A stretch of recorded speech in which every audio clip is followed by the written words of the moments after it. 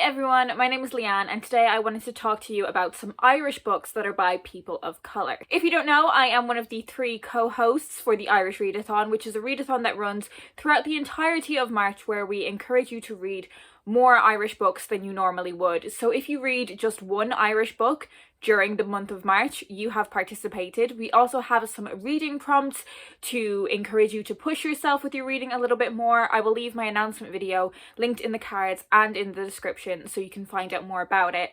But one of our challenges for this year is to read a book that is in some way BIPOC or LGBTQIA+.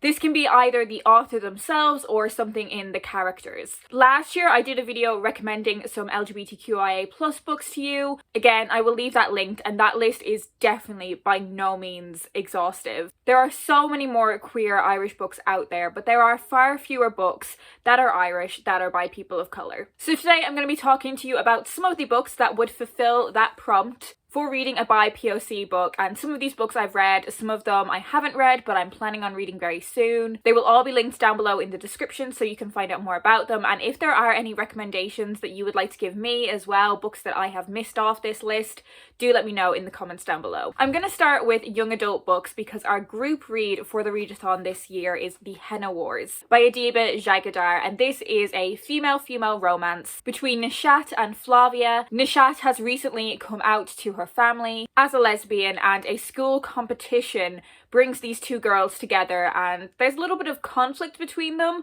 but that's also a great way to start a blossoming romance. This author has another book coming out later this year called Henna and Issues Guides to Fake Dating, and fake dating is one of my absolute favourite romance tropes. In this book, Henna has recently come out to her friends as bisexual, but they don't believe her because she has only ever been in relationships with boys.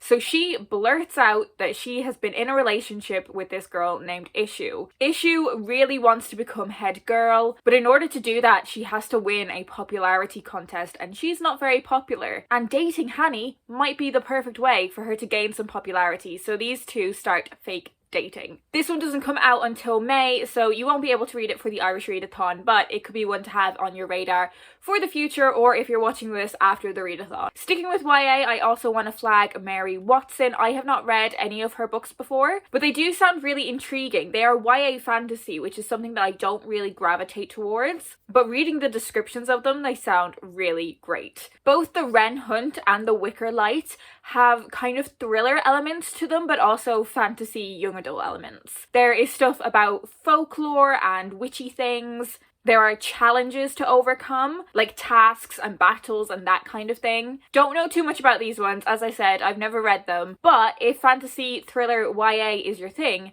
these could be the books for you. Seamlessly transitioning us from young adult books into grown-up books, I would like to talk about Kit DeWall. I have read a few of her books now. I believe her family, her dad is from Birmingham and her mother is Irish, I think. I have read 3 of her books. She's probably most well known for My Name is Leon, which is the story of a young black boy going through the foster care system. Her young adult book is called Becoming Dinah, and this is a YA retelling of Moby Dick, but you don't have to have read the original text to get something from this book. And she also has a short story collection called Supporting Cast, which is short stories that are from the perspective of some of the lesser seen characters from her novels, including the one that I haven't read yet, which is actually the most Irish, and that is The Trick to Time, which I believe follows a young woman moving over from Ireland to England, and there's some romance elements to it as well, I think. This is one that I'm hoping to listen to on audiobook during March. I also want to flag The Tainted by Chowdhury Madhavan. This is one that I'd never heard of before until I heard Aoife talk about it recently. This is an historical fiction novel that is set in the spring of 1920, but also 60 years later. And I believe it has a lot to do with the relationships between Ireland and India. I think it has stuff to do with politics and colonial rule, about political conflicts, and the relationship between Ireland and India is something that I've never really read about before at all. So I would be really intrigued to hear this from this author's perspective. I also really want to recommend This Hostile Life by Malatu Uche-Ekori. This is a collection of stories, one of which is set in Nigeria, but the bulk of them is set in direct provision in Ireland. If you don't know what direct provision is, I would encourage you to Google it, but it's essentially a system of housing where refugees are living under very controlled conditions while their applications are being processed. It's a huge human rights violation. That's not just my opinion, like Amnesty International have said it's a human rights violation. So I would encourage you to Google it and find out more about it if it is something that you would like to be informed about. But equally, I think reading this collection is a great starting point to learn a bit more about what that experience is like. It's something that Ireland as a whole likes to keep very hush-hush. So yeah, if this is something that you would like to learn more about, would recommend this. I'm also going to flag some anthologies. These aren't solely made up from people of colour, but works by people of colour are included in them. This is Being Various, which is edited by Lucy Caldwell and contains stories from a lot of different phenomenal Irish writers,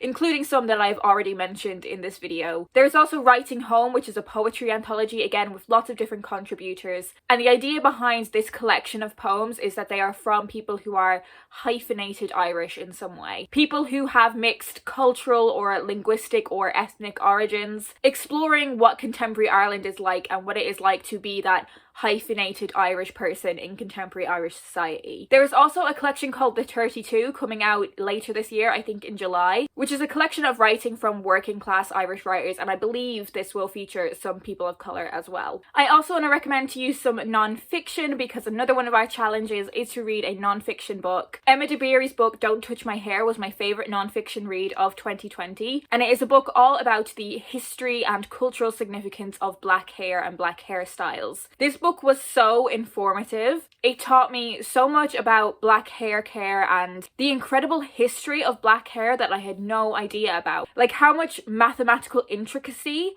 goes into hairstyles and how historically there were messages or maps in people's hair. The book also looks at the prejudice that particularly black women face because of their hairstyles, and Emma does tell this from quite an Irish perspective, although I think what she's talking about is something that is relevant in so many parts of the world. She also has another book coming out, I think in April, which is called What White People Can Do Next. One of my most anticipated reads for the Irish Readathon this year is Unsha by Una-minh Kavanagh. Una-minh was adopted in 1991 from Vietnam by a Kerry woman. Una-minh was then raised in Kerry, and in 2013 she was the victim of a racial attack in Dublin city centre. And this book outlines what her upbringing was like, what that incident was like, and the aftermath, and how the incident was treated in the Irish media and on Irish social media in particular. I think this is going to be a really important read. In terms of non-fiction, you could also read a memoir or a biography about an Irish celebrity of colour. So if you are interested in music, maybe someone like Phil Lynott, or if you're into football, someone like Paul McGrath. So there we have it. They are all of the books that I'm going to talk to you about today. If you have anything to add to this list of books, be sure to leave me a comment down below. That's all from me today. I hope you guys are doing well, and I hope you are looking forward to the Irish Readathon as much as I am.